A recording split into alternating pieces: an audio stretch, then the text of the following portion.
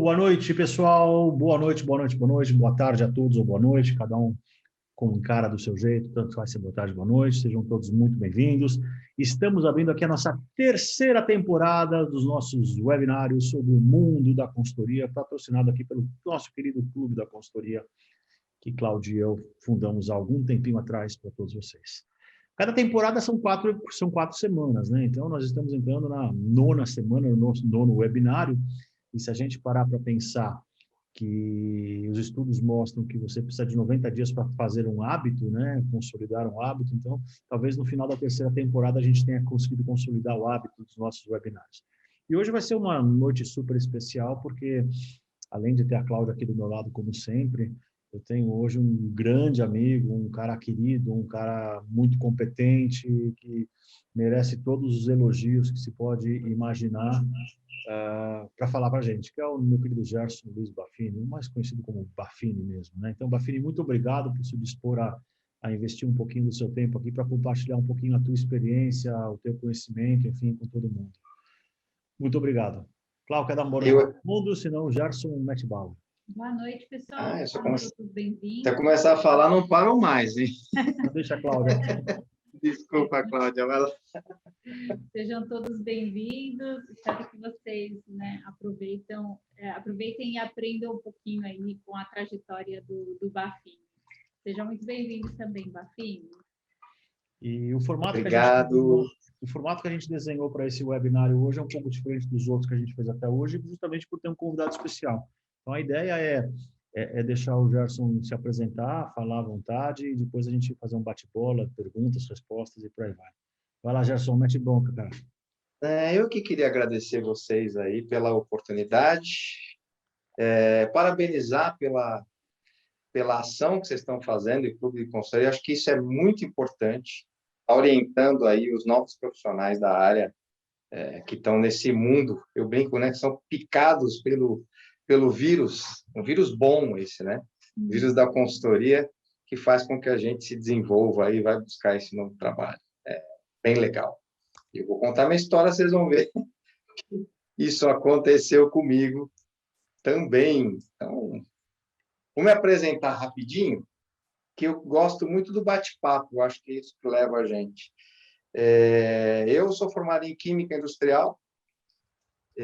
Antes disso, eu fiz Senai, fiz eletrônica, e depois eu vou contar o porquê que é importante falar desse período. Fiz eletrônica, trabalhei com montagem de equipamento eletrônico lá atrás, muito garoto. Depois fui para o Exército, passei pelo Exército um ano rapidinho, e acabei fazendo faculdade de Química, porque a vida me levou para essa atividade. Eu estava numa empresa de tecelagem conhecida, a Santa Constância Tecelagem, aqui na Zona Norte, e era muito pertinho de casa. Eu tinha perdido minha mãe faleceu, eu tinha 18 anos, e para mim era interessante que eu tivesse uma atividade muito próxima de casa. Então, a Santa Constância tinha 3 quadras de casa, e aí entrei, comecei a trabalhar, meio perdido em termos de faculdade, acabei fazendo Química Industrial. Amei o curso, e acabei trilhando essa função, acabei indo para uma indústria química em Guarulhos, e tive uma carreira meio meteórica. Eu, com 25 anos, já era gerente industrial, muito novo, tomava conta de 200 pessoas lá, mas foi um grande aprendizado. Acabei casando, com 25 anos, muito novo, né? Meu pai acabou se casando novamente e você queria sair de casa, né? Esse contexto vocês vão entender depois por que eu amarro isso com a consultoria. E aí acabei me casando, morei em Guarulhos durante um tempo e precisava completar a renda. Para completar a renda, eu comecei a dar aula à noite. Comecei inicialmente dando aula de química, física nossa, muito louco, corrosão dava aula. Eu fui técnico em química e trabalhei com desenvolvimento e pesquisa durante algum tempo. Depois, quando eu assumi a gerência da fábrica, eu acabei desistindo disso. O fato é que o trabalho à noite acabou sendo remunerado ao longo do tempo, né? Acabei saindo da escola E meu irmão mais velho, o Luiz Carlos, que o Flávio conhece, não sei se a Cláudia conhece também. Esse seu irmão. É o É, irmão gêmeo? Não é. Não Parece. era irmão, não, não era gêmeo, Acabou de falar né? que era gêmeo. Mais ele é velho. só 9 anos mais velho que eu. É que o Gerson está acabado, entendeu? Ele também é distraído. Não, mas eu conheci. Esse é o único irmão? Não, tem um no meio. É do meio. Qual? Eu não Tem lembro outro. qual que eu conheci. É o Luiz Carlos, segundo. É o É o Luiz. Luiz Carlos. É. O Júlio vocês não conhecem. O Ok. Júlio é auditor. Todo mundo no mesmo ramo, tá? Uhum. Posso até contar depois dessa história para vocês, a gente pode bater papo. O fato é que, assim, aí comecei, o meu irmão Luiz Carlos acabou saindo da empresa que trabalhava e começou a trabalhar no Sebrae. E ele começou a ter volume de aulas à noite e não conseguiu dar conta. Aí ele falou, você não quer dar aula para mim? Eu falei, cara, eu dou aula de química, física. Eu vou dar aula do quê? De compras e estoque. Eu falei, rapaz, não sei esse treco, não. Eu falei, não, senta comigo aqui que eu te ensino. Bom, para resumir a história, depois de uns 2 anos, nós tínhamos 9 professores trabalhando para a gente, trabalhando com consultoria e treinamento no Sebrae. Os cursos do Sebrae, nós aqui escrevíamos os cursos, e aí começou a carreira. Chegou um determinado momento que eu larguei a fábrica, porque eu ganhava mais à noite do que durante o dia. E tem uma cena que jamais vai sair da minha cabeça, que eu não sei se eu comentei isso com o Flávio alguma vez, que eu peguei um mês, continuava na fábrica, era gerente industrial lá, eu entrava às 7h15 da manhã e saía às 5 horas da tarde. E eu ia para Santos dar aula à noite.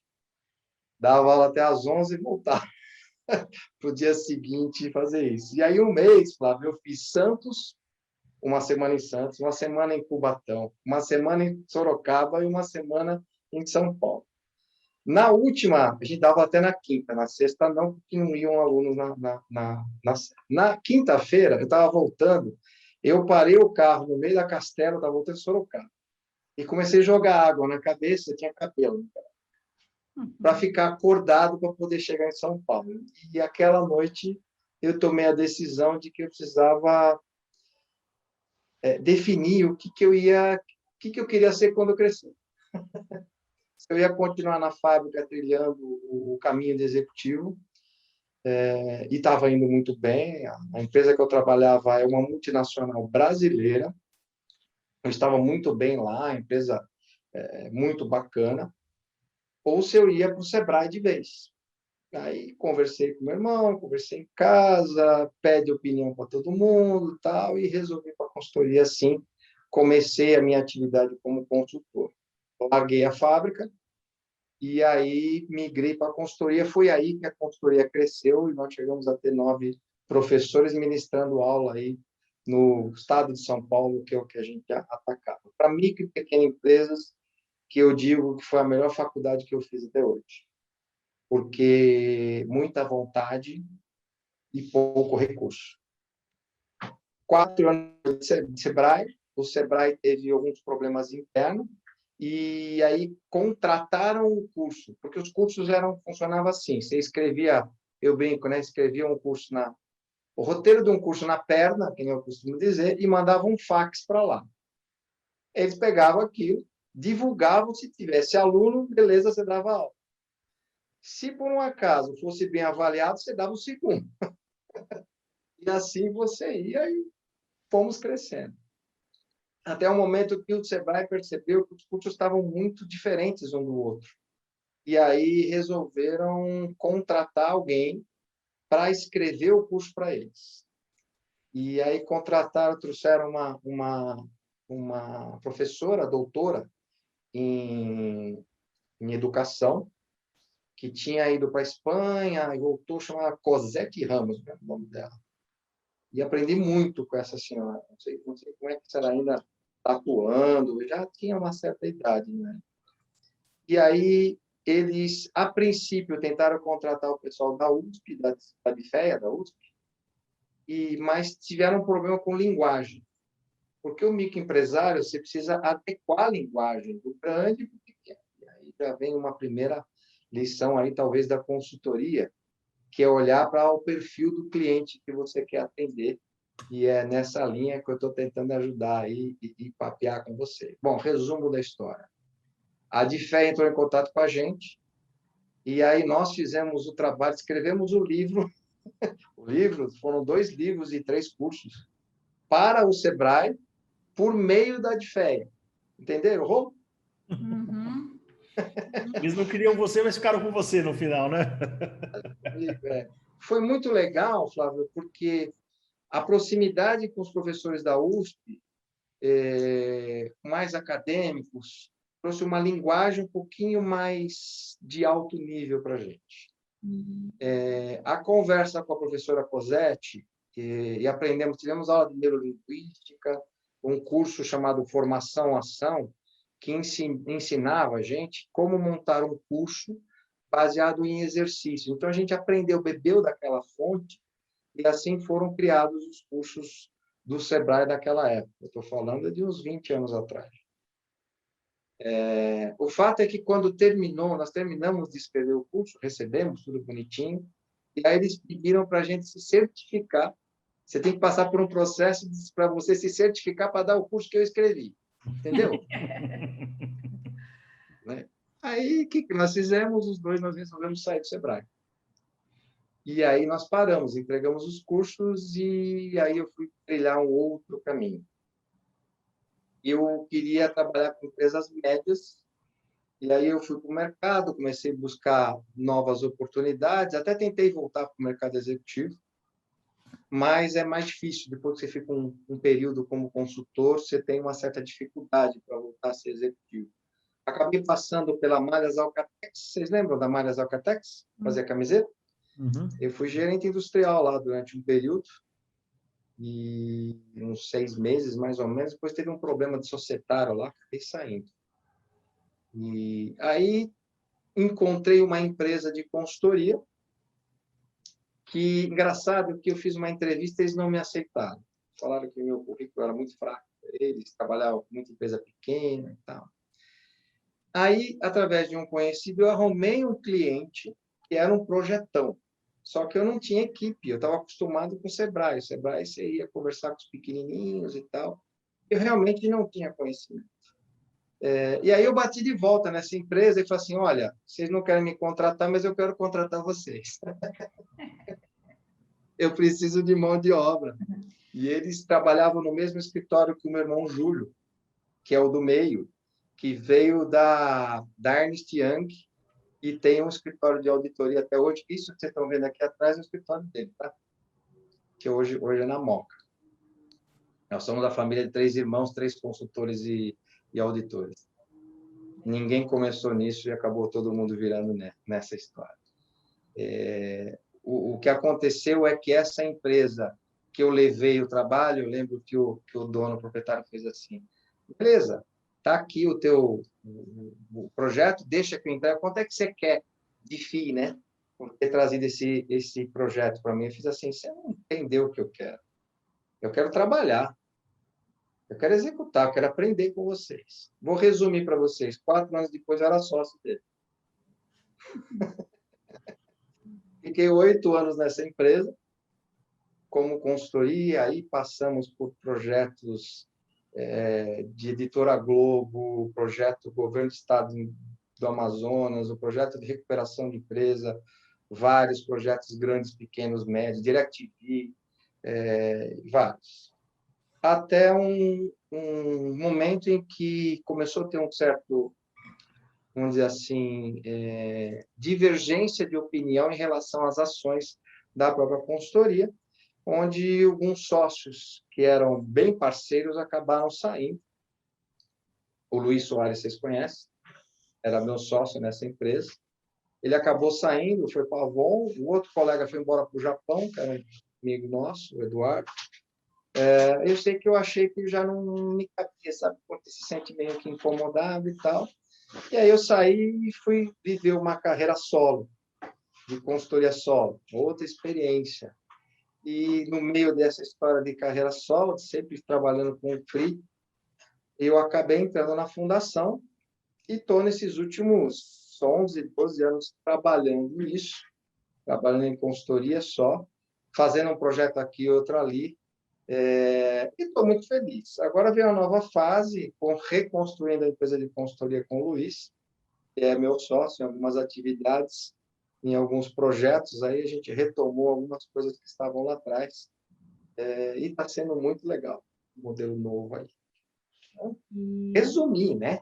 Uhum. E Bafini, você foi meio visionário, vanguardista, porque quando você começou a atuar no Sebrae, você era, né, era jovem, estava, né, não sei, no início de carreira, né, uma carreira meteórica, mas era, né, início de carreira aí para muita gente pela idade, né, Gerson? Você imaginou que o modelo, o formato de trabalho do futuro poderia ser esse? Com o PJ, Ou seja, a pergunta da Cláudia é: quem te levou, né? Você que levou, você que fez as escolhas ou as escolhas se fizeram, hein? cara, eu fiz algumas escolhas relacionadas com o tipo de trabalho que eu executava. Por ter vindo, eu brinco que a minha matéria-prima mudou. Minha matéria-prima eletrônica era componente eletrônico. Depois ela aumentou a complexidade e acabou virando produto químico, né? Matéria-prima química. Depois, quando eu fui para a gestora, a matéria-prima passou a ser gente, que é a mais complexa que existe. E falar isso para a Cláudia, estou contando, né? Então, assim, essa escolha da carreira, durante o período, a mudança de ser executivo para a consultoria, eu fui meio que empurrado para isso. Quais foram as minhas escolhas? Minha escolha foi sair de processos para estratégia. Isso foi um coaching que eu fiz lá atrás. Nossa, não vou saber, acho que foi 2002, mais ou menos nessa época, eu contratei uma coach, bati um papo e montei um plano de carreira, sendo que eu tinha como objetivo trabalhar para maiores organizações e trabalhar para estratégia. Nesse ponto, eu fui visionário. Todo mundo que eu conversava dizia que estratégia não era uma coisa que era possível de ser vendida no Brasil, a não ser pelo BCG ou empresas muito grandes. Quer dizer, para média e para pequena empresa, esquece, não tem espaço para isso. Você vai fazer só projeto operacional. E eu insisti, acabei indo para a Escola Superior de Guerra, fiz um curso na DESG aqui em São Paulo, adorei o espaço lá, tive um bom alinhamento com eles, aprendi estratégia, eu acho que isso me alçou a discutir estratégia de uma maneira um pouco diferente. A pergunta foi mais ou menos assim, a coach falava assim para mim, o que você quer fazer? Aí eu dizia assim, puxa, eu não quero mais ficar colocando post-it na parede, faço isso até hoje, né, Flávio? Até hoje, né? E gosto. E fala que é moderno ainda, né? Ainda fala que é moderno, né? Queria alguma coisa mais interessante e que discutisse um pouquinho mais de negócio, um pouquinho melhor. Então, eu fui contra tudo e contra todos, Cláudia. Nesse momento, sim, diziam que, assim, cara, você não vai conseguir fazer isso. E aí eu botei na cabeça, cara, onde é que eu vou? Qual que é a escola que discute estratégia? Onde é que eu vou encontrar isso? Aí eu falei, nossa, os milicos gostam de falar de estratégia. E aí fiz um contato com um com o outro, acabei enfiando lá dentro. Acabei formando dois grupos, né? De mais ou menos 100 alunos em política e estratégia lá dentro da DESG, e depois acabei fazendo pós-graduação na USP sobre política e estratégia. Então, acabei me habilitando nisso. Ainda sei um pouquinho só sobre estratégia, tem muito mais para discutir. Mas esse foi um trabalho diferente, foi uma coisa planejada, programada, como foi, por exemplo, agora em 2019, fazer o curso de governança corporativa, que, na minha leitura, é o próximo passo. Uhum. Então, processos, estratégia e agora a governança, que eu acho que é um caminho interessante e a próxima visão minha, né? A próxima etapa na carreira. Gerson, deixa eu fazer uma pergunta, cara, porque O grande drama, vamos falar assim, né? Se você perguntar, pelo menos para mim, qual que é a dor como consultor independente, né? Qual a dor que a gente sente, né? E eu diria que tem duas grandes dores, são duas grandes dores, né? Uma grande dor que a gente sente é a dor da solidão, não ter com quem trocar. E essa é uma das razões pelas quais a gente construiu o Clube da Consultoria, inclusive, Cláudio e eu, para a gente começar a criar essa rede e ter espaço para a gente ter esse tipo de troca e outras trocas que a gente ainda vai desenvolver com o passar dos meses. Mas o maior drama para mim ainda não é nem é esse, porque se aí você dá um jeitinho, né? Você se encontra outro consultor, enfim, você dá um jeitinho. Agora, eu acho que o maior drama do consultor independente é lidar com pico e com vale. Como que você, ao longo desses anos todos, aprendeu a lidar com isso? Quais foram as suas estratégias para lidar com os picos e principalmente com os vales? Porque o pico a gente trabalha das 9 às 9, 24, vira fim de semana, domingo, noite e entrega, né? Mas e o vale? Como é que você lida com isso, Gerson? Conta para todo mundo, por favor. Sim, ó, na época do Sebrae, Flávio, e eu acredito nisso até hoje, a gente buscava alguns faturamentos recorrentes. Então, por exemplo, o treinamento ele dá uma certa recorrência. Você não ganha muito, a margem é baixa, mas ele te dá uma certa recorrência. No caso do Sebrae, ele era uma coisa interessante, porque você tinha cursos todos os meses, depois todas as semanas, às vezes tinha 3, 4 por semana, te dava essa recorrência, como hoje a Fundação da Recorrência, né? Então, eu sempre tive alguns contatos, algum tipo de... Trabalhei muito com sindicato de classe, dando muito treinamentos e palestras. Então, assim, treinamentos e palestras, a minha leitura tem duas funções. Uma função que é a recorrência e a outra função que é a divulgação do teu trabalho. Uhum. Na consultoria que a gente trabalhava, nós tínhamos a implantação da ISO 9000. Então, tinha uma equipe que fazia essa implantação. Então, assim, na outra empresa de auditoria que o meu irmão trabalha, ele tem a auditoria e tem a contabilidade. Então, assim, para quem está começando com consultoria, seria interessante que tivesse uma das atividades, uma forma de remuneração mais recorrente. Então, isso é uma coisa que interessante, eu recomendo, acho que é uma indicação bacana. Lembrando que atividades recorrentes não dão remuneração muito alta, mas ele te paga aquilo que é feito. Uma outra coisa que a gente fazia na consultoria, e que isso é muito interessante, porque quando eu estava lá na consultoria, fiquei 8 anos lá como sócio, apesar de ter a ISO 9000, a gente tinha um fundo de reserva de 6 meses de folha de pagamento. Temos um cálculo, aquele fundo de reserva, graças a Deus a gente conseguiu fazer, porque nós tivemos um problema quando teve o caso Emerald, não sei se vocês lembram disso. Uhum. Caso Emerald e Torres Gêmeas, foi tudo mais ou menos no mesmo período. Para vocês terem uma ideia, no escritório nosso era uma cobertura na Berrine, em frente ao D&D. Era no Era, D&D, Gerson. Eu trabalhava no D&D nessa época. era aquele escritório. Aquele escritório dos sonhos, entendeu? Era aquele escritório dos sonhos. E nós tivemos, no mesmo período, o sócio principal, ele acabou assumindo a gestão de uma operação fora.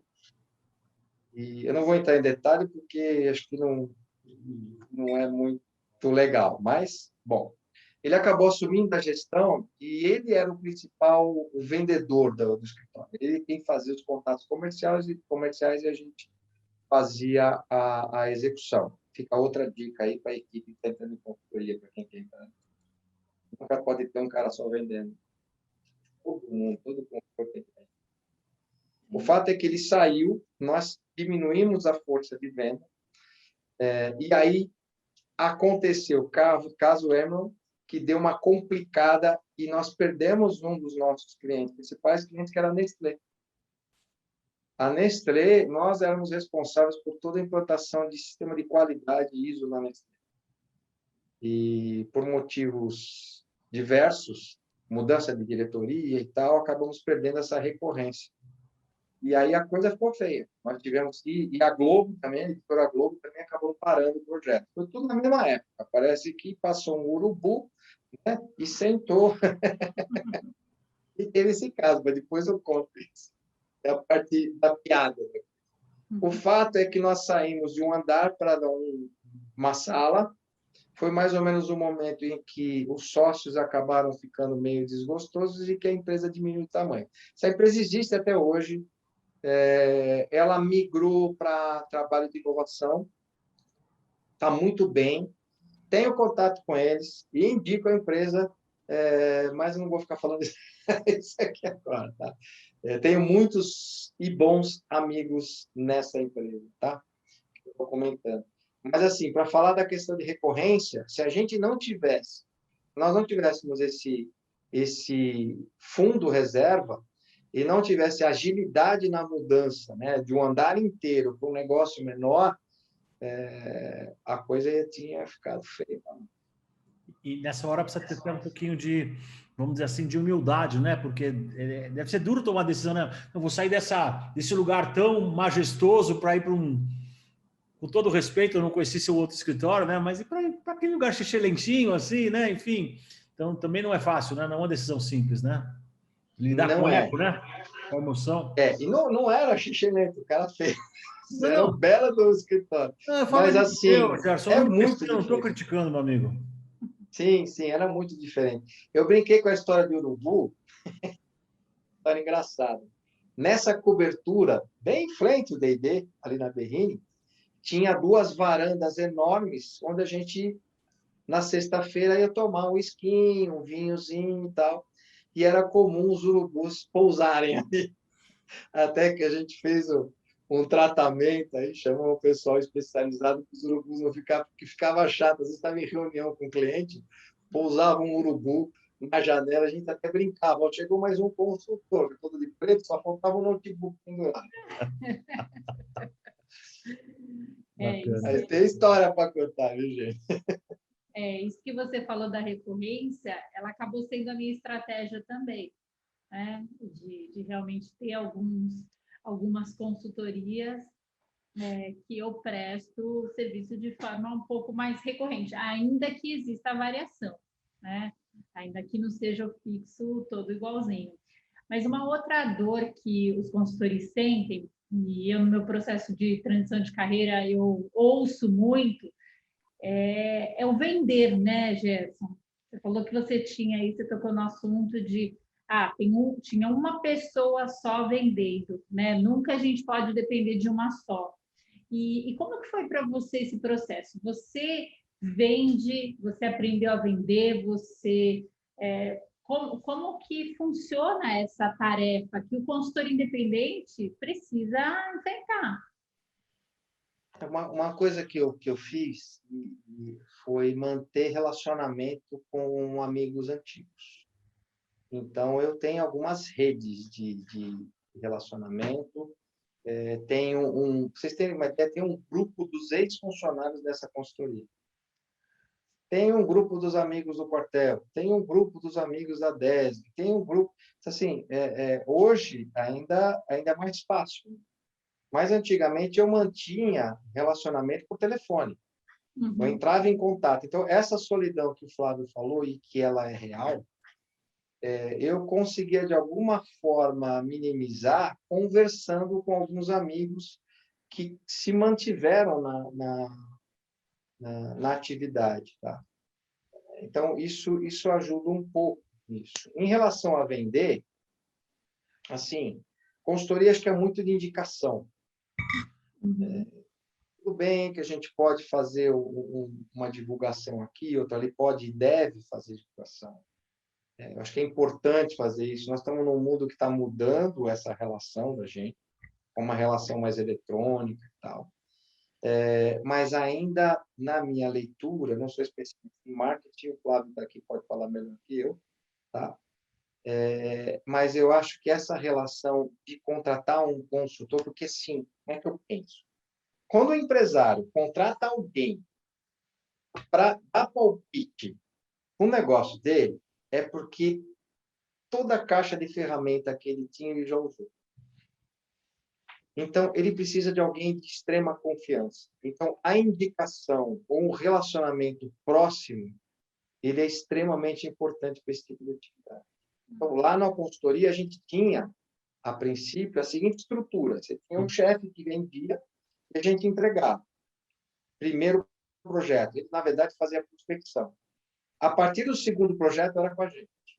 Cada diretor de área fazia a revenda, que a gente chamava, né? E a gente, inclusive, nós tínhamos um indicador de desempenho que media a performance do profissional em relação ao número de revendas. Então, era muito comum para a gente, vou dar o exemplo, né? Nós fizemos, se eu não me engano, foram 12 projetos na Editora Globo. Nós ficamos mais de 5 anos lá dentro. A revista Época, que acabou agora, né? O número 0 estava na nossa mão. Nós começamos a distribuição, toda a estrutura de distribuição da revista Época começou com a gente numa operação muito louca. Vocês entenderam a sequência? Nós fomos chamados na Editora Globo para fazer uma mudança do depósito de Alphaville para o Jaguaré. Esse foi o negócio. Fizemos um projeto através de um conhecido lá do sócio principal e fizemos esse projeto. Quando nós terminamos o projeto, né, layout, essas coisas, bem operacional, eles viraram para a gente assim, bom, e quem vai ajudar a gente a fazer a mudança? Aí, levanta a mão. Era aí que eu consigo fazer isso também. Ajudamos a fazer a mudança. Quando nós terminamos de fazer a mudança, eles trocaram o diretor de operações. Saiu um cara de revistas e entrou um cara da Volkswagen, que não entendia absolutamente nada de papel. E aí ele olhou para os lados e falou assim, quem são os malucos que estão trabalhando aí com consultoria? Ah, tem esses caras aí. Dá para vocês mapear processo, desde a compra do papel até o retorno de encarte de revista? Mapeamos o processo inteiro. E aí teve uma afinidade legal com ele, e aí começou tudo que vocês imaginarem. Bancas, assinatura, montamos um software que acompanha toda a distribuição da revista, indicador de desempenho, tudo que você imaginar que tinha na editora relacionado com isso, ele contratou, ele tinha muita confiança. Então, essa relação de venda, o início começou com o dono lá, o sócio principal nosso, que tinha um amigo, um relacionamento que indicou a gente. A partir daí, era o gerente do projeto que mantinha aí um bom relacionamento com o cliente e tinha que fazer o que nós chamávamos de revenda. Eu acredito nisso até hoje. Não tenha dúvida, a minha experiência mostra isso também. Normalmente, quando você entra num cliente, a não ser que você não performe bem, né? Mas se você performa bem, você vai conquistando a confiança do cliente, você se torna, de fato, alguém que ele te usa como realmente referência, mesmo que não seja sua especialidade, porque ele fala, mas eu, Gerson, eu sei que não é a tua praia, mas você não conhece alguém que cuida de XYZ? E aí, obviamente, a gente se vira nos clientes e dá um jeito de arrumar alguém que vai fazer o XYZ para o nosso cliente, né? Mas eu queria... Fala, é importante isso que você está comentando, Flávio, que outra coisa que eu sinto aí nessa pequena carreira de 30 anos de consultoria é que eu já cometi esse erro. Não dá para você querer entregar tudo e saber tudo. Isso pega mal com o cliente. Pega muito mal com o cliente, quando você fica tentando vender tudo que aparece. Então, é interessante você ter uma boa rede, coisas que você até pode falar, isso aqui até dá para entregar, mas eu prefiro trazer um especialista. Isso, na minha experiência, mostra ser mais honesto com o cliente, não ser ele que está roubando, né? Ser mais leal. Acho que a palavra não é só isso, viu, Gerson? Tem uma questão do inconsciente. Vou contar uma história para todo mundo entender o que eu quero dizer. Vocês já repararam que não tem nenhum creme dental que faz tudo? Não tem nenhum. Um deixa mais branco, outro melhora o hálito, o outro combate a placa, o outro não deixa o dente cair, o outro tira a dor do dente, mas não tem nenhum creme dental que faz tudo. Por quê? Porque as empresas que fabricam creme dental, a Unilever, a Procter & Gamble e que tais, eles estudaram e eles chegaram à conclusão que o cliente não acredita que seja possível um creme dental fazer tudo. Então, eles querem um creme dental, esse é só para deixar branco, esse é só para combater a placa, esse é só para o dente não cair, esse é só para tirar a dor. Porque todas as vezes que alguém tentou criar um creme dental que fazia tudo, não deu certo. Por que eu estou contando essa história? É a mesma coisa. Se eu me colocar como consultor, dizer, não, porque eu faço tudo de fio a pavio, o cliente não vai acreditar. Não é possível alguém fazer. Se eu não consigo na minha empresa com todas as pessoas, como é que tem esse Cristo gordo careca aqui que vai fazer tudo de fio a pavio? Eu não vou acreditar. Então, é a analogia do creme dental, mas é exatamente isso. E também porque você não fica marcado como um especialista em nada, né? Você acaba sendo generalista em tudo. E hoje a gente fala muito da carreira em T-shape, né? Você tem realmente uma gama grande de conhecimento, mas você é especialista em alguma coisa na sua profundidade, né? Bacana. Legal. Daniel, Pedro, Haroldo, alguém quer fazer alguma pergunta, trocar uma ideia aqui? A ideia hoje é bate-papo mesmo. Vê que nós estamos se divertindo aqui, né, Haroldo? Faltou só um esquinho, né, Gerson? Mas é que a gente é muito... Você tirou isso daqui, rapaz. O pior é que é água, viu, gente? Mas olha a minha garrafa aqui, deixa eu tirar. Olha a minha garrafa. É água, tá, gente? Mas eu olho para ela, ainda era bom esse bate-papo. Eu vou fingir que eu acredito, tá? Fala, Haroldo. Prazer em conhecê-lo, viu? Eu acabei me confundindo aqui, entrei atrasado. Então, é ruim quando a gente entra no meio da conversa, fica às vezes já perguntar uma coisa que já passou, né? Mas só comentar que vocês falaram aí de especialista na visão do cliente, porque a minha experiência é muito mais como cliente do que propriamente consultor, né? Consultor agora que eu estou me inteirando, eu estou participando do grupo com o Flávio, porque eu estou como conselheiro de algumas empresas, então me vejo nessa necessidade de me desenvolver para poder contribuir melhor, trazendo mais valor para as empresas. Mas é bem isso, né? Eu lembro quando a nossa empresa, eu me afastei um pouco da operação, mas nos últimos 8 anos nós crescemos muito e foi graças a grandes consultores, né? Então, é muito importante para as empresas no dia a dia trazer essas habilidades, né? Essas especialidades de cada um. Então, assim, o primeiro ponto é o empresário ter essa humildade de aceitar essa ajuda. E, por outro lado, quando um consultor tem essa abordagem de querer ajudar, e mesmo que ele não é especialista naquele assunto, mas ele traz um contato, um network que enriquece, isso é muito legal. Cria muita credibilidade frente ao empresário. Só reforçando o que você trouxe aí, muito legal, gente. Mas não pode querer entregar tudo, é nesse ponto que eu estou comentando. E assim, tem um outro ponto interessante, que é assim, a maioria dos meus projetos, por ser projeto, tem começo, meio e fim. Eu não gosto muito da assessoria permanente, ad eterno, sabe? O cara te contrata lá X vezes por semana ou por mês e fica ad eterno. Eu gosto que tenha tarefas, tenha entregáveis e eu tenho começo, meio e fim. E muitas vezes nos meus projetos, nas propostas, eu coloco checkpoints. E aí talvez eu vou falar uma coisa que talvez incomode alguns, porque me dá o direito de dizer para o cliente em determinados momentos que eu também não quero mais trabalhar para ele. Isso é raro, mas já aconteceu. Mais de uma vez, nesses 30 anos, né? Dá para contar nos dedos.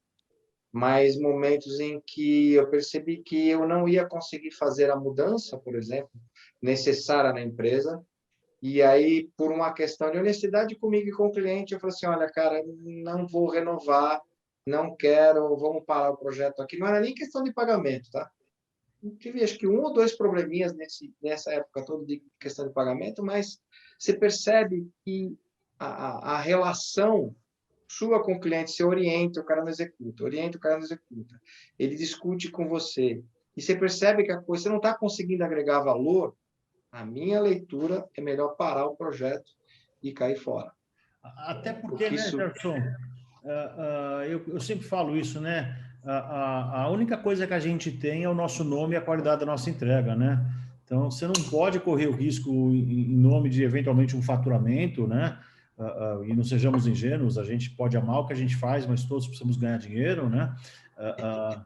Mas em nome de um faturamento, você pôr em risco o teu nome, a tua imagem, né? A tua qualidade de entrega. Então, às vezes, tem um ditado que eu tive um presidente, quando eu era executivo, que ele falava o seguinte: eu prefiro ficar vermelho agora do que roxo lá na frente, né? Então, às vezes, é melhor realmente ficar vermelho agora do que roxo lá na frente. Porque a gente não tem a bandeira da PricewaterhouseCoopers, da Deloitte, da McKinsey, da Bain Company, da BCG e assim por diante. Então, a gente tem que entregar com excelência, né? Exato, exato. Fala, Daniel. É importante. Opa, Daniel, bem-vindo. Então, eu estou entrando nesse mundo aqui agora também, passando pela transição. Então, eu estou vendo bastante coisa, estou me inteirando bastante, ouvindo a experiência de vocês. Pegando lá do comecinho, se percebe um grande pioneirismo, a construção de métodos, de ferramentas, e hoje nós já temos muita coisa consolidada, métodos que são comprovadamente eficientes. E dentro dessas minhas pesquisas, eu vejo muita divulgação de consultor, inovando ferramentas que já existem, que são boas. Então, por exemplo, algo que eu vi, matriz SWOT 8Q, sei lá, matriz BCGH. O pessoal pega essas ferramentas consagradas, dão uma mexidinha para criar algo novo. Como que vocês veem essas inovações? Vocês veem como isso como algo válido, ou realmente vale se especializar na ferramenta já consagrada, que ela vai ser mais eficiente? Qual que é a visão de vocês sobre isso? Acho que é assim, Deixa eu pegar minha leitura. Desculpa. Vai lá. Eu só quero pegar um gancho, já vou te falar. É 10 segundos que eu vou falar. Daniel, você perdeu o webinar da semana passada, que a gente falou justamente de metodologias e ferramentas, tá? Ele vai para o ar provavelmente semana que vem ou na outra semana no nosso canal no YouTube. Vale a pena assistir, que a gente falou bastante sobre isso, mas eu vou deixar o Gerson responder, tá? Mas não estou desqualificando a tua pergunta não, tá, Daniel? E vai estar lá no YouTube para você assistir depois, tá bom? Vai lá, Gerson. Sim, eu acho que conhecimento sempre é legal. Então, entender das metodologias, diversas metodologias, se desenvolver e desenvolver, de repente, metodologias novas ou agregar valor nas metodologias existentes, também é uma forma de você se vender. Então, o pessoal utiliza muito de reescrever o Sun Tzu para vender estratégia, tá? Agora, eu vou falar o que eu acredito que tem dado certo. Lógico, tem que conhecer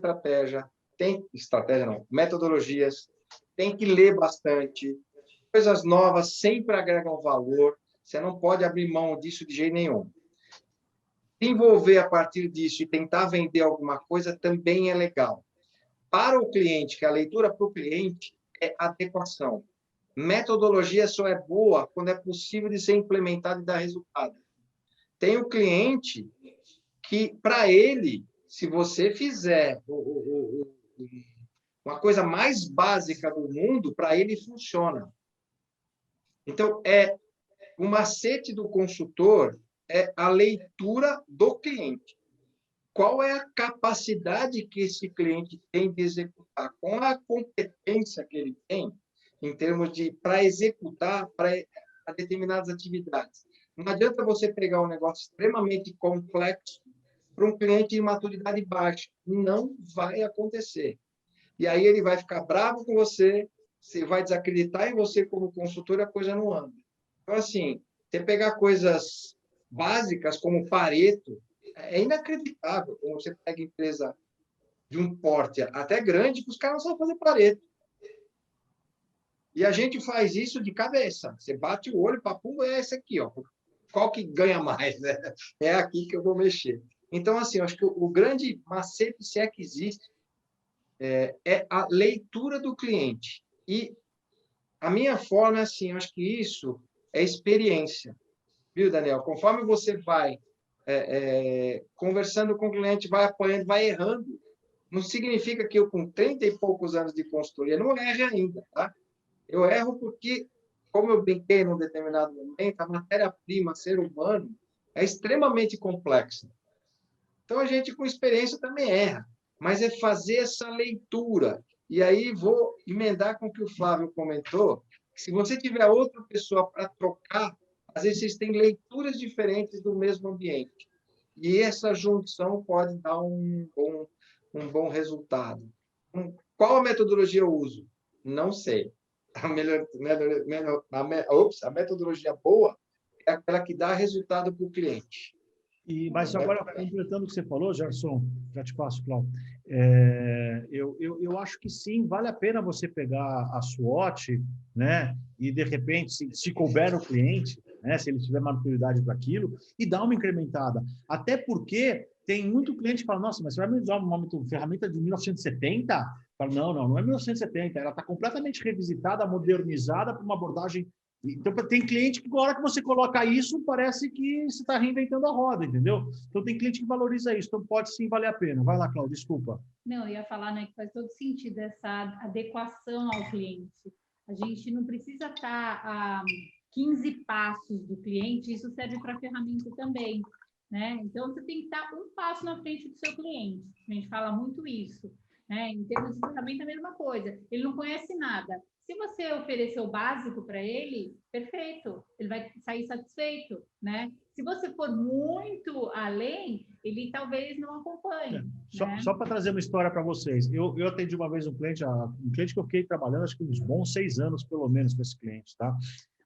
Quando eu fui fazer a primeira reunião com o dono da empresa, né, o principal acionista da empresa, estava na sala dele, uma sala bonita, uma baita mesa, um lugar super chique, não sei o que lá, uma empresa que faturava, acho que seus 80 milhões de reais por ano, uma bela de uma margem, ele ficou rico, o sócio dele, todo mundo ficou rico com a empresa, ou seja, um bom negócio, né? Aí eu cheguei para o presidente e falei, não, porque eu queria ver tuas últimas DREs para saber como é que está o seu negócio, né? Aí o presidente falou, não, eu vou chamar o meu financeiro para pedir, que eu não sei do que você está me falando.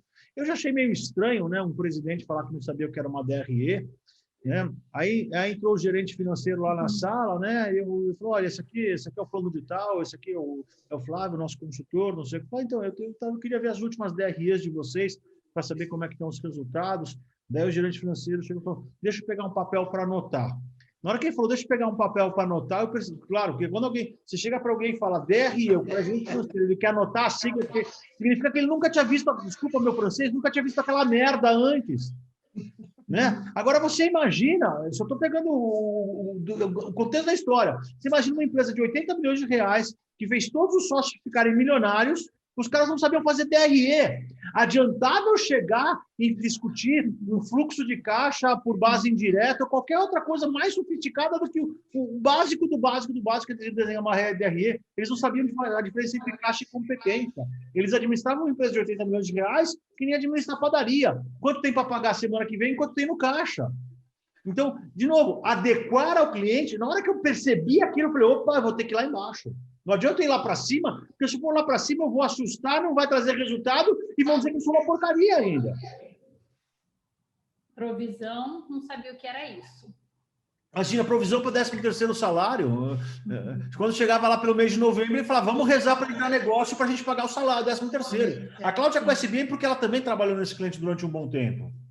Mais na área de RH, que é a praia dela, né? E como é que você fala que esse cliente está errado? Pois é. Não fala. Não fala. Fala. Afinal, quem ficou milionário, né? Quem ficou milionário? Você ou ele, né, Gerson? Você chega lá, o cara fala assim, olha, eu vou viajar, não sei para onde, com o meu avião. Tem vários clientes assim, gente. E mexe, se depara com um cliente assim, que trata o funcionário mal. Teve um cliente que eu saí que xingou o funcionário na minha frente. Esse foi um dos casos. Não vou entrar em detalhe, mas o cara xingou o funcionário, destratou o funcionário, e eu, por uma questão ética, eu esperei terminar o contrato. Quando eu entreguei o último relatório, ele falou, vamos renovar? Eu falei, não. Ele, por quê? Porque você não tem respeito com o seu colaborador. O cara é rico, milionário, mas eu me nego a trabalhar com esse tipo de gente. Então, assim, gente, questão de metodologia, voltando para o assunto principal, eu continuo estudando, continuo lendo muito e acho que não sei nada. Mas acho que o grande macete está na adequação. Está na adequação disso. Aí o Flávio e Messi, a gente fica trocando planilha. Mas esse negócio aqui não funciona. Ah, isso também é legal. Trocar com os colegas. Né? Legal, trocar com os colegas e essa dificuldade. Né? Inventar coisa, né? Desde que funcione, né? E, de novo, né, o que o Gerson falou, às vezes, ou a Cláudia, não sei, às vezes o que funciona é o básico. Como falavam umas empresas que eu trabalhei, desculpe usar o inglês, né, o back to the basics, né, mas volta ao básico. Keep it simple. Keep it simple, né? Mantenha simples, volta para o básico. Às vezes o básico do básico do básico, para aquele cliente, é como se você estivesse pondo o ovo em pé. Tem outro cliente, se você entrar com aquele mesmo básico, ele vai falar, põe isso daqui para fora, isso aqui eu já sei fazer em 50 anos, você é um inútil. Então, de novo, aí volta para o que o Gerson falou, a leitura de ambiente é tudo no processo. E até porque, né, se a gente for falar tudo que a gente sabe, né, todo o nosso repertório, de repente a gente pode até parecer arrogante, né, dependendo do... E esse é um cuidado importante que a Cláudia trouxe, eu acho fundamental isso que a Cláudia trouxe, né? A gente tem que tomar cuidado para não assustar o cliente. Ou transparecer que a gente é arrogante, querendo, entre aspas, humilhar o cliente dizendo que ele não sabe nada, né? E segundo, mesmo que não seja esse o caso, você traz tanta coisa que ele se afoga, ele fica tão confuso por onde começar que fala, não começa por lugar nenhum, estou muito confuso. Ou então acha que você é demais para ele. Você é grande demais para mim, uma empresa não cabe um profissional como você. Né? Então, de novo, mas aí volta no que o Gerson acabou de falar, como que a gente se adequa, né? Qual é a nossa adequação àquela realidade, aquele cliente, aquela necessidade. Por isso que eu comentei do pequenininho lá do Sebrae. O pequenininho do Sebrae era muito interessante. O pessoal com cada experiência... me recordo tem umas coisas que não saem da cabeça da gente. Eu cheguei numa empresa, a gente estava mexendo um pouquinho na questão de compras dele. E a mesa dele tinha um vidro com todos os cartões dos fornecedores deles embaixo. Vocês já devem ter visto isso em algum lugar. Aí, na época, não tinha tanto computador assim. Falei, por que você não coloca numa agenda, né? Aquela agenda do cartãozinho. Ele falou, não, de jeito nenhum. O que aconteceu? Falei, o último comprador que eu tive aqui, ele comprou, colocou nessa agenda, depois ele levou a agenda embora, não sabia de que eu comprava. Ele perdeu o telefone de todos os fornecedores dele. Ele falou, agora está embaixo da minha mesa, quero ver alguém levar a minha mesa embora. E de novo, né? Para aquele momento era o que tinha, né? Porque você não tinha computador, você não tinha nuvem, você não... Hoje, se te roubam o teu celular, você vai na esquina, compra o teu celular, aperta um botão, amanhã de manhã o celular está zerado no sentido completamente cheio, do jeito que estava antes de te roubarem, né? Alguns anos atrás não era assim. Mas a gente está falando dessa leitura, parece que é uma coisa simples. Então, assim, eu tive a oportunidade de estudar um pouquinho de neurolinguística e isso acabou fazendo parte do meu dia a dia. Então, a Cláudia, não sei se ela é especialista nisso, mas é uma das ferramentas que eu sugiro que vocês estudem um pouquinho sobre isso. Como é que eu faço leitura de ambiente? Olhar um pouquinho para a parte de pessoas, minha área é processos, tá, gente? Mas eu estou provocando a Cláudia para falar disso. Entender um pouquinho, estudar pessoas, saber como é que as pessoas reagem, tentar entender esse tipo de coisa ajuda muito na leitura de ambiente. Eu tenho uma história fantástica sobre leitura de ambiente que eu vou aproveitar o gancho para contar. Isso aconteceu, acho que há uns bons 6 ou 7 anos atrás, se não foi mais, e eu tinha uma reunião marcada com o presidente de uma empresa do Grupo Globo, né? O cara de uma empresa importante do Grupo Globo, né? Um cara jovem, uma estrela, todos diziam que ele tinha uma carreira brilhante nas organizações Globo, não sei o que lá. E aí eu entro na sala dele, a mesa dele devia ter uns 2 metros e meio de comprimento, 2 cadeiras na frente dele, e a mesa inteira tomada de coisas.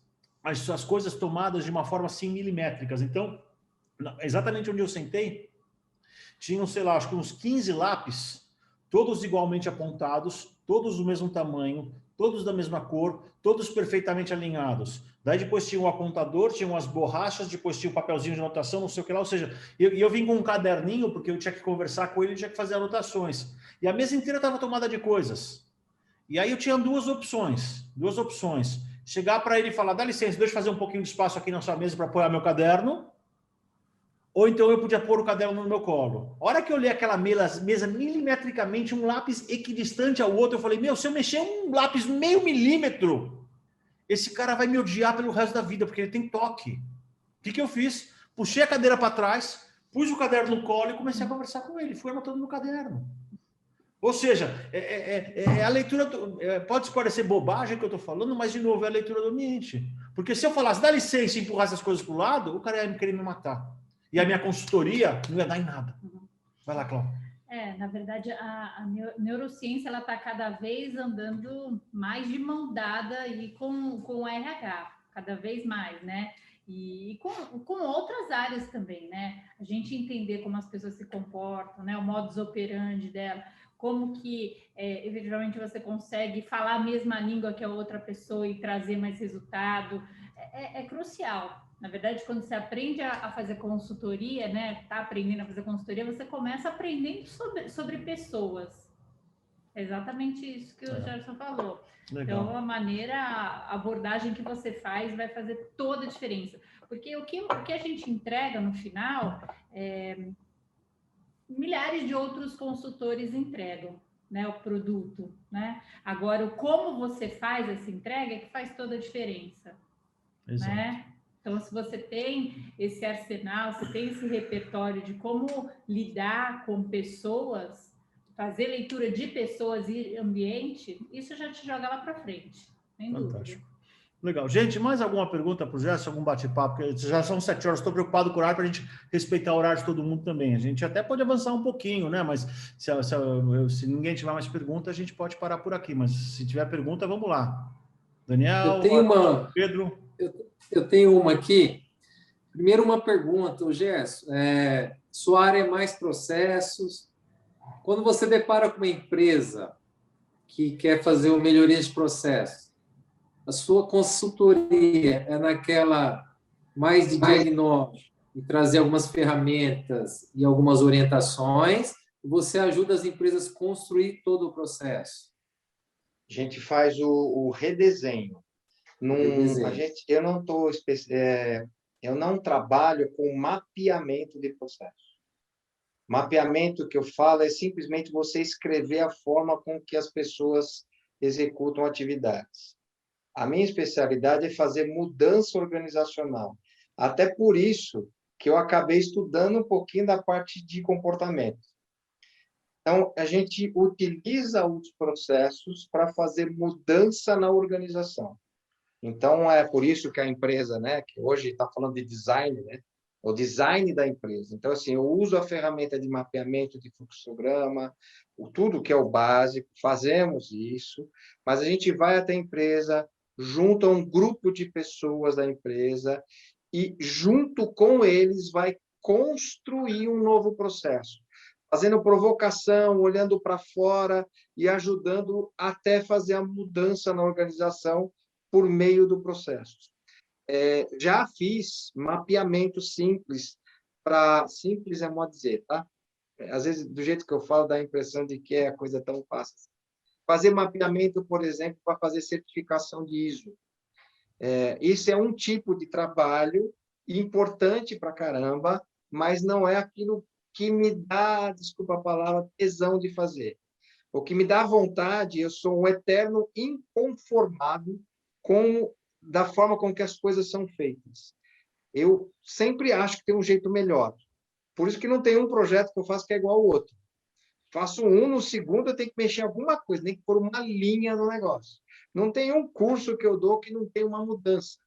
Porque eu provoco e gosto de ser provocado a fazer mudança, a buscar melhoria. Às vezes a gente erra, de vez em quando. Mas é a provocação de buscar alguma coisa nova. É isso que me movimenta. É essa a diferença, tá? Não sei se eu expliquei o que você está me perguntando, mas a minha ideia é isso. ficou claro, e eu fiz essa pergunta justamente para entrar no assunto que eu vejo que é um dos grandes desafios nessa relação consultor e demandante aqui, cliente. É justamente nessa expectativa, a maioria dos empresários, infelizmente, eles estão dentro do furacão. Tá? Eu uso esse termo dentro do furacão, é a correria do dia a dia. E aí vem um consultor, num bate-papo, numa conversa, ele cria uma expectativa grande que esse consultor vai ajudar demais. Mas o furacão não permite o empresário, né? Às vezes, você leva uma ideia, um projeto, e se você não ajudar mesmo no dia a dia, o negócio não acontece, ele para. É onde tem muita frustração, tanto para o consultor quanto para o empresário, né? Os empresários usam até um termo, né? Muitos consultores têm o papel de apontar os problemas, os defeitos, depois vira as costas e não fez nada para ajudar, né? Pelo jeito, é justamente onde você gosta de atuar, de fazer o agente de mudança, né? Os meus projetos normalmente é assim, ele tem uma fase de diagnóstico, ele tem o objetivo de fazer um alinhamento conceitual e tem o objetivo de eu entender a empresa e ter essa aproximação com o cliente, saber com quem eu estou trabalhando. A segunda fase é a fase do design. E aí, junto com o cliente, a gente vai provocar e desenhar um processo novo. Isso é um novo modelo, um processo, ou um modelo de negócio, ou uma estratégia, alguma coisa nova. Nós vamos desenhar qual o tamanho da mudança. Às vezes o cliente fala assim, vende tudo, já vem da implantação. Eu falo, não, porque eu não sei o tamanho da implantação. Pode ser uma coisa simples, pode ser uma coisa extremamente complexa. Então, assim, o diagnóstico eu sei quanto tempo, quantas horas vai levar. O design eu também sei. Agora, a implantação, eu faço questão de apoiar na implantação. Mas tem cliente que quer mais horas para ajudar a implantar, tem clientes que querem menos horas. Eu vou dar um exemplo. Eu fechei um contrato esses dias que eu estou indo 2 dias por semana num cliente para fazer toda a mudança dele. É quase que um gestor full-time na empresa. Então, assim, durante um período. Daqui a 3 meses, a gente senta de novo com o cliente e verifica a possibilidade de retornar um dia por semana. Por quê? Minha função, como consultor, meu tipo de consultoria, é entregar para o cliente a capacidade de transformação do próprio negócio. Não é ele ficar dependendo de mim. Nada contra os outros modelos, só que é o jeito que me faz levantar da cama. O que me faz levantar da cama é perceber que eu provoquei as pessoas a fazerem mudanças. Então, é nesse caminho. Mas, se precisar, a gente vai lá e varre o chão. Eu encho o caminhão, não tenho problema nenhum com isso, cara. Lavo o banheiro. Já fiz muito disso no exército, para fazer de novo. Fantástico. Vai, Cláudio. Legal. Não sei, alguém tem mais alguma pergunta? Queria fazer uma pergunta final aqui. Então vai lá, Cláudio. Você falou do bichinho que te picou, né, Gerson? De repente você recebe uma proposta do mercado aí tentadora. Você vai ou não? E por quê? Olha, já aconteceu recentemente. Inclusive, falei de um cliente agora que queria que eu assumisse para ser o CEO da empresa. Já fiz esse caminho e não dá certo, no meu caso. Porque eu gosto de mudança. Eu gosto de estar sempre com novos desafios. E você não consegue ter esse volume de novos desafios numa empresa só. Então, é um perfil meu, gente. Nada contra. Tem outro detalhe. O consultor, quando você é consultor, você tem liberdade de opinião. Você fala o que você bem entende do cliente. A partir do momento que você passa a ser dependente financeiramente do cara, automaticamente você diminui a forma com que você atua. Isso é inconsciente, gente. Você fala, não, eu já escutei um monte de vezes, não, que vai ser igual. Não é. Vai passar 6 meses, você tira o pé. E aí você deixa de ser importante, deixa de fazer a mudança necessária. Então, assim, se der para adequar, fazer que nem eu estou fazendo, graças a Deus está dando certo, vai uns 2 dias lá, daqui a 3 meses reavalia, diminui um pouquinho, vai fazendo e continua buscando coisas fora. Para mim, na minha leitura, para aquilo que eu amo fazer é melhor. Pode ser que para você, Haroldo, você fala assim, não, cara, eu quero voltar a ser executivo. Não tem problema nenhum, gente. Isso é gosto pessoal. Tá tudo certo. Fantástico. Puxa vida, Gerson, olha, foi excepcional, meu amigo, meu irmão, meu querido. Eu queria estar presencialmente para te dar um abraço, para te agradecer essa oportunidade que você trouxe para a gente aqui de compartilhar um pouquinho a tua experiência, a tua história. Acho que foi fenomenal, hein, Cláudio? Super legal, Gerson. Não sabia que você era químico, eu estou atrás de um químico. Estou desenvolvendo um negócio para mim, olha só, descobri agora. Eu não pago o CRQ já faz alguns anos. Poxa vida, estou atrás de um químico. Mas eu tenho gente conhecida, você precisa. Eu quero mesmo, de verdade, não estou brincando, não, quero mesmo. Olha só, né? Fantástico. Gerson, mais uma vez, realmente, querido, muito, muito obrigado. Acho que foi excepcional. O tempo voou, a gente se divertiu pra caramba. E só lembrando todo mundo, pessoal, semana que vem a gente tem o segundo dia da nossa terceira série dos webinários, que a gente vai falar sobre os papéis de um consultor. Quais os papéis que um consultor independente pode ter? O Gerson já trouxe umas dicas aqui hoje, mas a gente vai a fundo nesse assunto, porque são muitos os papéis que um consultor pode ter, e a gente vai discutir isso no próximo webinário, tá bom? Esse webinário foi gravado, depois ele vai subir lá para o YouTube, e quando estiver disponível a gente avisa todo mundo, tá bom? Gerson, forte abraço, muito obrigado. Pedro, Haroldo, Daniel, obrigado pela presença, por prestigiar a gente, e a gente se vê depois, tá bom, gente? Boa tarde, valeu. Obrigada. Obrigado. Tchau, Prazer. Valeu, obrigado. Obrigado. Boa noite.